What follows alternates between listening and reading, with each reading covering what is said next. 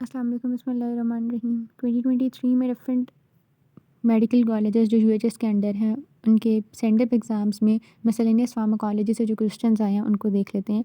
इसमें पहला है सवाल कि फंगल इन्फेक्शन में टॉपिकल ड्रग्स कौन सी इस्तेमाल होती हैं, और दूसरा पार्ट है इसका कि ड्रग इंट्रैक्शंस बताने हैं स्टेटिन्स के। ठीक है, टॉपिकल इन्फेक्शन की ड्रग अगर देखें तो नंबर 1 पे नेस्टैटिन है, नंबर 2 पे टॉपिकल अजूल्स हैं जिसमें कीटोकोनाजोल, मिकोनाजोल, क्लोट्रिमाजोल, इकोनाजोल, और तीसरे नंबर पर टॉपिकल एलाइलामाइंस हैं जिसमें टर्बेनाफिन और निफ्टिफिन।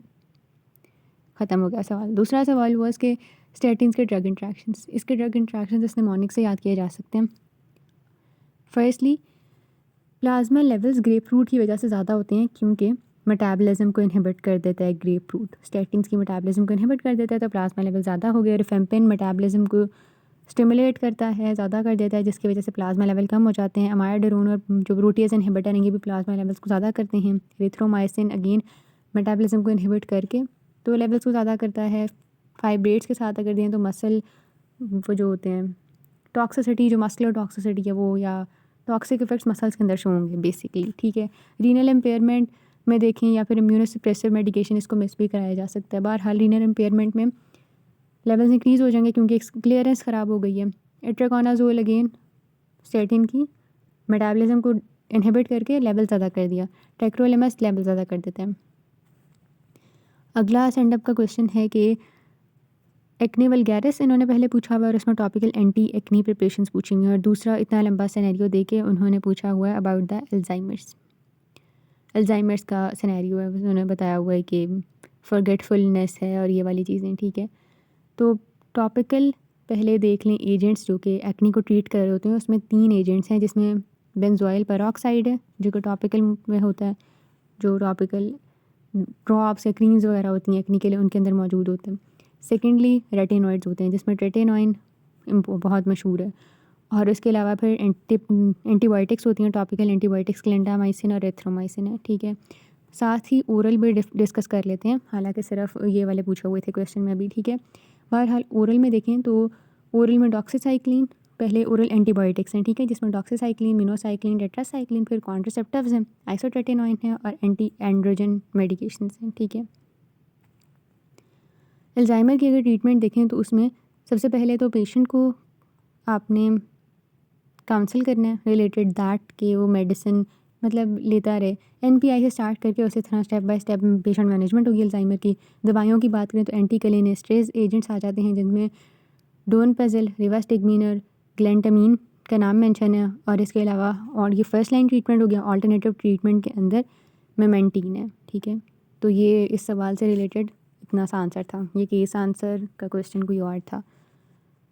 यहाँ पर भी अगर देखें तो थेरेपेटिक में उन्होंने पहले वही मेंशन किया हुआ है कि थेरेपेटिक मेडिकेशन बेसिकली पूछी हुई थी सवाल में। थेरेपेटिक में फर्स्ट लाइन और सेकंड लाइन आ जाती हैं, यानी कलिनेस्ट्रेज इनहिबिटर या मेमेंटीन दे दो, और एनपीआई के अंदर तो फिर ये सारी आ जाती हैं कि cognitive stimulation, exercise, sportive environment, healthy diet. आगे चलें तो pharmacokinetic mechanism of drug interaction, ये बेसिकली इस साल प्रॉफ में आए थे, तो ये कई सेंडर्स में आया हुआ है क्वेश्चन। दूसरी चीज़ है क्रॉनिक टॉक्सिसिटी विद आयरन किस तरह से प्रेजेंट होती है और उसको ट्रीट किस तरह से करते हैं। क्रॉनिक टॉक्सिसिटी जब आयरन के साथ हो जाती है तो उसकी वजह से necrotising gastroenteritis, shock, metabolic acidosis, coma और डेथ की कंडीशन डेवलप हो जाती है। क्रॉनिकली जब आयरन ओवरलोड हो जाता है तो डिफरेंट ऑर्गन्स के अंदर आयरन की एक्सेस हो जाती है, जिसमें हार्ट, लिवर और पेंक्रियाज शामिल है, और इसे कहते हैं हीमोक्रोमेटोसिस। ट्रीट इसे किस तरह से करते हैं, 2 इसके एंटीडोट्स मेंशन किए हुए हैं यहाँ पर। नया वाला जो है वो डेफरासेरॉक्स है और जो पुराना वाला है वो डेफ्रॉक्समीन है। तो इसका यही सीन होता है कि ये ट्राइवेलेंट आयरन, और ट्राइवेलेंट आयरन वो होता है जो कि ब्लड वेसल्स के अंदर फिर रहा है। अनबाउंड आयरन जो ब्लड के अंदर होता है उसको ये चिलेटर माइंड कर लेगा, चिलेटिंग एजेंट है ये। और बाउंड आयरन जो ऑर्गन्स वगैरह के अंदर मौजूद है उसको कुछ नहीं कहेगा। बिसाइड्स दैट ये जो यूरिनरी एक्सक्रीशन होती है वो ज़्यादा कर देता है आयरन की। और एक पॉइंट था, wait a minute, yes, urinary excretion इसने आयरन की ज़्यादा कर दी और एब्जॉर्प्शन भी आयरन की कम कर देता है, और अनबाउंड फॉर्म के साथ अटैच होकर ब्लड के लेवल्स कम कर देने होते हैं, लेकिन जो आयरन ऑर्गन्स वगैरह के अंदर बाउंड पड़ा हुआ है उसको कुछ नहीं कहता। तो ये एक ट्राइवेलेंट चिलेटर है क्योंकि ये Fe3 के साथ लग रहा है, फेरिक फॉर्म के साथ, और ये फेरिक फॉर्म अनबाउंड फॉर्म में पड़ी होती है। ये फार्माकोकाइनेटिक ड्रग इंट्रैक्शन का मैकेनिज्म, इसको बाद में देख लेते हैं, काफ़ी बार आया हुआ है। बाकी पहले क्वेश्चंस देख लेते हैं। अब इसमें उन्होंने सोरियासिस का ट्रीटमेंट पूछा हुआ है। पहले तो सोरियासिस का ट्रीटमेंट देखें तो ट्रीटमेंट जो कि थेरेपी होती है उसके टारगेट्स 3 होते हैं। पहला है कि सोरियासिस के अंदर इन्फ्लेमेशन रिड्यूस करनी होती है, दूसरा इम्यून सिस्टम को सप्रेस करना होता है, और तीसरा एपिडर्मल हाइपर प्रोलिफरेशन की मैनेजमेंट करनी होती है। ठीक है, तो इसी से रिलेटेड इसकी दवाइयाँ होती हैं। पहली जो अगर देखें इन्फ्लेमेशन किस तरह से रिड्यूस होती है, तो उसमें एप्रीमिलास्ट है जो कि PDE4 का इनहिबिटर है। फिर बायोलॉजिक के अंदर एंटी TNF और एंटी इंटरलेकिन्स आ जाती हैं। और तीसरा केरेटोलाइटिक है जो कि कॉर्टिकोस्टेरॉइड्स की प्रोडक्शन कराते हैं, जिसके अंदर सैलिसाइलिक एसिड आ जाता है। इम्यून सिस्टम सप्रेशन में देखें तो मेथोट्रेक्सेट है, और एपिडर्मल हाइपर प्रोलिफरेशन की मैनेजमेंट में देखें तो विटामिन D एनालॉग और रेटिनॉइड्स हैं। इसके अलावा टॉपिकल कॉर्टिकोस्टेरॉइड्स भी दिए जाते हैं जो कि इन्फ्लेमेशन को भी इनहिबिट करते हैं, इम्यून सिस्टम को भी सप्रेस करते हैं, और साथ ही साथ वेजोकंस्ट्रक्टिव एक्शन भी रख रहे होते हैं। उसके बाद अगला सवाल यहाँ पर है कि ये 3 ड्रग्स उन्होंने मेंशन की हुई हैं, क्लोरप्रोमाजीन, क्लोरफेनिरामीन और एमिट्रिप्टाइलिन। इनको इकट्ठे इस्तेमाल कर लिया तो क्या होगा? इन तीनों को इकट्ठे इस्तेमाल नहीं करते, इसलिए क्योंकि इनके साइड इफ़ेक्ट्स आपस में कंबाइन हो जाते हैं। और पहली चीज़ तो ये है ड्राउजीनेस, डिजीनेस और कंसंट्रेशन इम्पेयर हो जाएगी। दूसरी चीज़ ये है कि एंटी कलिनर्जिक इफ़ेक्ट्स जैसे ड्राई माउथ, ब्लड वीन और कॉन्स्टिपेशन वगैरह ये मैनिफेस्ट होने लग जाएंगे। तो उसकी वजह से ये जो कम्बिनेशन है इसको नहीं देते। ठीक है, इसमें अगर देखें ना तो सिंपली 3 ड्रग्स हैं, एक एंटीसाइकोटिक, एक फर्स्ट जनरेशन एंटीहिस्टामिनिक और एक एंटी डिप्रेसेंट।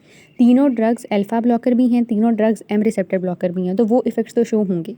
एंटीसाइकोटिक्स ने EPS symptoms, extra pyramidal symptom cause करने थे, लेकिन जो एंटीहिस्टामिनिक फर्स्ट जनरेशन है वो इन एक्स्ट्रा पैरामिडल सिम्टम्स को ट्रीट कर रही होती हैं, तो एक्स्ट्रा पैरामिडल सिम्टम्स नहीं आएंगे। इसके अलावा एंटी डिप्रेसेंट और एंटीहिस्टामिन वेट गेन कॉज करती है, तो वो भी आएगा इसमें। उसके बाद डायसल्फाम लाइक इफ़ेक्ट किस तरह से, मतलब कौन सी ड्रग्स शो करती हैं, तो इसमें आ जाता है मेट्रोनिडाजोल, सेफ्लोस्पोरिन, ग्लाइजोफिल्विन, क्लोरप्रोपामाइड और प्रोकार्बाजीन। उसके बाद 3 फार्माकोकाइनेटिक ड्रग इंट्रैक्शंस ये अगेन आया हुआ है। फिर 2 टॉपिकल एजेंट्स जो कि एक्ने वल्गैरिस के अंदर इस्तेमाल होते हैं, टॉपिकल और ओरल दोनों एक्ने वल्गैरिस के हमने डिस्कस कर लिए हैं, राइट। स्केबीज़ को देखते हैं, तो स्केबीज़ के ट्रीटमेंट में परमेथ्रिन इस्तेमाल यूज़ होती है और दूसरी आइवरमेक्टिन इस्तेमाल होती है। पर उनका ना मैकेनिज्म ऑफ एक्शन भी एक और सेंडअप के अंदर आया हुआ है, तो उसको भी देख लेते हैं अभी साथ ही। तो जो परमेथ्रिन होती है बेसिकली सिंथेटिक न्यूरोटॉक्सिक है, सोडियम ट्रांसपोर्टर पर ये वर्क कर रहा होता है, और डीपोलराइजेशन इसने करा देनी होती है स्केबी वाला जो बग है, माइट है, उसके मेम्ब्रेन्स की, आर्थ्रोपोड की मेम्ब्रेन की, और उसकी वजह से उस बेचारे को रेस्पिरेटरी पैरालिसिस हो जाएगा और वो मर जाएगा। आइवरमेक्टिन को अगर देखें तो ये glutamine gated chloride ion channels जो होते हैं इनवर्टिब्रेट्स के मसल और नर्व सेल्स के अंदर, उधर जाकर एक्ट कर रही होती है, हाई एफिनिटी होती है, बाइंड कर देती है, बाइंड कर जाती है उधर जाके, और परमेबिलिटी सेल मेम्ब्रेन की ज़्यादा कर रही होती है फॉर द क्लोराइड आयन, जिसकी वजह से हाइपर पोलराइजेशन होती है उन सेल्स की, मसल और नर्व सेल्स की, और पैरालिसिस हो जाती है, जिसकी वजह से पैरासाइट की डेथ हो जाती है। उसके बाद अगेन फार्माकोकाइनेटिक ड्रग इंट्रैक्शन है, और पीछे से हो गया ना सारा, यस। फार्माकोकाइनेटिक ड्रग इंट्रैक्शन में क्रॉनिक टॉक्सिसिटी विद आयरन किस तरह से प्रेजेंट करती है और इसको किस तरह से ट्रीट किया जाता है। ठीक है, ये तो वही सवाल कवर हो गया। अब इसमें देखें तो यहाँ पर एन्यूमरेट ड्रग्स एक्ने वल्गैरिस की, और उसमें से किसी का मैकेनिज्म लिखने हैं। तो एक्ने वल्गैरिस में जो एंटीबायोटिक्स है उनका मैकेनिज्म एंटीबायोटिक्स वाले चैप्टर में किया होगा हमने, तो हम वहाँ से उठा के लिख देंगे। फिर 3 ड्रग इंट्रैक्शन बताने हैं सैलिसाइलेट्स के।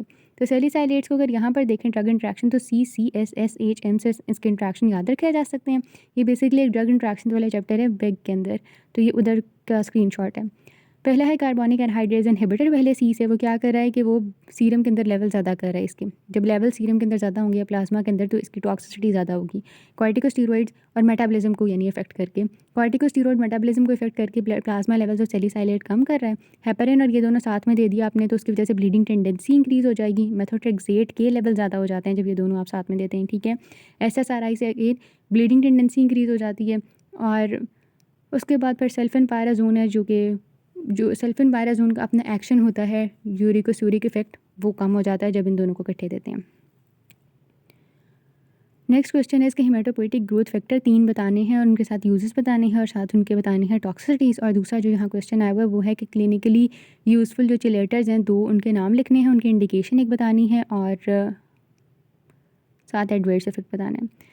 पहले चिलेटर्स की बात कर लें। चिलेटर हमने उसमें पढ़े हुए हैं।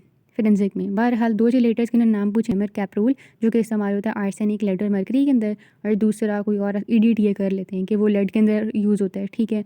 तो 2 ये हो गए, या फिर हम ये आयरन वाला भी कर सकते हैं, डेफेरॉक्सामीन, ठीक है, तो ये आयरन में यूज़ होता है। कोई से भी 2 यहाँ से उठा के कर लेने हैं, ठीक है। बहरहाल डाइमर कैप्रोल के एडवर्स इफेक्ट्स होते हैं कि hypertension, tachycardia, headache, nausea, paraesthesia, और इसके अलावा EDTA का एडवर्स इफेक्ट होता है नेफ्रोटॉक्सिक, और चेंजेस आ जाती हैं ECG के अंदर, ठीक है। उसके बाद ग्रोथ फैक्टर्स देखें तो एक था ESA, एरिथ्रोपोइसिस स्टिमुलेटिंग एजेंट, दूसरा होता है माइलॉइड ग्रोथ फैक्टर, और तीसरा होता है मेगाकैरियोसाइट ग्रोथ फैक्टर। अब इसमें देखें तो फर्स्ट वाले में ESA में इपोइटिन अल्फा होता है। इसका यूज़ देखें, क्लिनिकल एप्लीकेशन देखें तो एनीमिया के अंदर इस्तेमाल हो रहा है, HIV इन्फेक्शन के अंदर, कैंसर के अंदर, मतलब 2 आसान यूजेस यहाँ से उठा के कर लेने। और उसके बाद टॉक्सिसिटी देखें तो हाइपरटेंशन और CVA events, cardiovascular events, not the CV events. Myeloid growth factor में देखें तो उसमें GCSF है, यूज़ होता है न्यूट्रोपीनिया, एप्लास्टिक एनीमिया, कीमोथेरेपी के अंदर, और मसला क्या कॉज करता है कि बोन पेन और स्प्लीनिक रैप्चर कॉज कर सकता है। मेगाकैरियोसाइट वाले पे जाएं तो वहाँ पर सेकेंडरी प्रिवेंशन ऑफ थ्रोम्बोसाइटोपिनिया और नॉन माइलॉइड कैंसर्स के अंदर साइटोटॉक्सिक कीमोथेरेपी के अंदर यूज़ होता है थ्रोम्बोसाइटोपिनिया को प्रिवेंट करने के लिए। फर्दर क्या मसला करता है कि फ्लूइड एक्यूमुलेशन हो जाती है लंग्स के अंदर, फटीग, हेडेक, डिजीनेस, एनीमिया। यहाँ पर आए तो यहाँ पर उन्होंने पूरा सिनेरियो देखे ना, तो पूछा हुआ है कि कौन सा विटामिन का मसला है।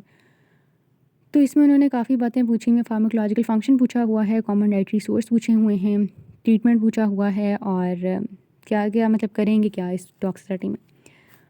तो सोर्सेज में oat meal, meat, liver, rice, pasta, whole grain और सीरियल्स वगैरह आ जाते हैं। डेफिशिएंसी में देखें तो नहीं, इसके फार्माकोलॉजिकल एक्शन में देखें तो ये को फैक्टर के तौर पे काम कर रहा होता है, ठीक है, और साथ लिख दिया कि ये इस तरह से को फैक्टर के तौर पे काम कर रहा है। Third thing was treatment. Treatment के अंदर पेशेंट जब आता है तो उसको थायमीन और ग्लूकोज के एडमिनिस्ट्रेशन करेंगे ताकि लैक्टिक एसिडोसिस कम हो और कंडीशन बेटर हो जाए। फर्दर यहाँ पर उन्होंने पूछा हुआ है कि साइनाइड टॉक्सिसिटी जो कि हम करते हैं नॉर्मली भी नाइट्रोप्रोसाइड वाले उस चैप्टर के अंदर, CVS के अंदर, तो ये क्वेश्चन वहाँ से कवर हो जाएगा। दूसरा पूछा हुआ है कि आयरन कंटेंट किस तरह से बॉडी के अंदर रेगुलेट होता है। तो आयरन कंटेंट की रेगुलेशन के अंदर आयरन मेटाबॉलिज्म आ जाती है, जिसमें आयरन इंटेक, उसकी एब्जॉर्प्शन, उसकी स्टोरेज और रिसाइकलिंग होती है। आयरन की इंटेक करें तो स्टमक के अंदर उसकी इंटेक होती है, और फिर उसके बाद डेडेनम से उसने जब सेल्स के अंदर जाना होता है तो उसके पास अब 2 फॉर्म्स होती हैं, फेरस और फेरिक फॉर्म। फेरिक फॉर्म के अंदर वो एब्जॉर्ब नहीं हो सकता, तो वो फेरिक से फेरस फॉर्म के अंदर कन्वर्ट होता है फेरी रिडक्टेज के थ्रू, और उसके बाद फिर वो अंदर चला जाता है एक सिम पोर्टर के थ्रू, जिस पर हाइड्रोजन भी अंदर जा रहा होता है। अंदर जाके या तो वो वहाँ पर एपोफेरेटिन के तौर पर के साथ बाइंड करके, फेरेटिन के तौर पर वहाँ पर बाइंड करके एक कंपाउंड बना सकता है फेरेटिन, या फिर वो वहाँ से एक्सपोर्ट हो जाएगा। एक्सपोर्ट होकर अगेन जब उसने ट्रेवल करने में Fe3 की फॉर्म में आएगा, Fe3 की फॉर्म में फिर वो जब आ गया है, अब उसे एक व्हीकल चाहिए चलने के लिए, आगे जाने के लिए, तो एपोट्रांसफेरिन के साथ बाइंड करता है।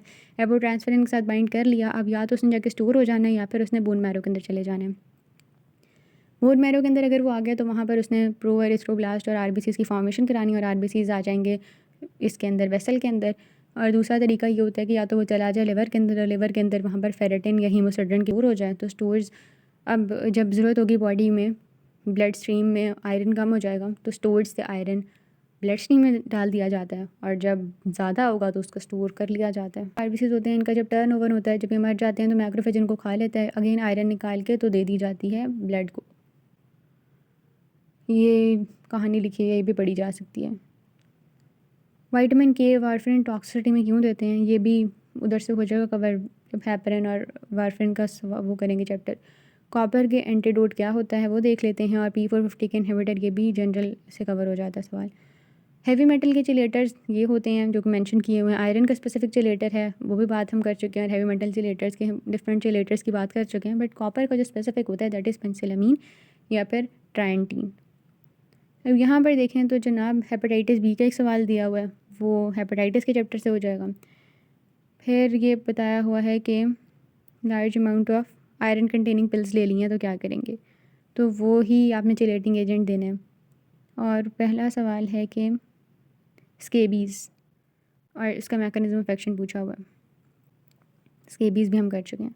उसके बाद यूएचएस वाले सवालों की तरफ आ जाते हैं। तो पहला है कि एक्टोपैरासाइट के लिए कौन सी यूज़ होती हैं, तो यस, तो वो हम देख चुके हैं, स्केबीज़ वाली ड्रग इसके अंदर आएगी। टॉपिकल एंटीबायोटिक्स जो एक्ने में है वो देख चुके हैं हम, इवन कि हमने ओरल भी कर लिए हैं, क्योंकि बहुत ज़्यादा ये एंटीबायोटिक वाला क्वेश्चन आ रहा है। सफ़ा घूम गया हमारा। ठीक है, तो ये सवाल हो गया। दूसरे सवाल पर चलें तो दैट इज़ के फॉलिक एसिड की डेफिशिएंसी को किस तरह से आप ट्रीट करेंगे। यानी ये जो था ना, ये एनुअल का एग्ज़ाम है 2023 का, और ये जो दूसरे वाला है ये सप्ली का एग्ज़ाम है। ठीक है, अब इसमें फॉलिक एसिड की डेफिशिएंसी किस तरह से ट्रीट करेंगे, ये सवाल कर लेते हैं। ठीक है, दूसरा है कि what are the causes and consequences of folic acid deficiency, ये देख लेते हैं।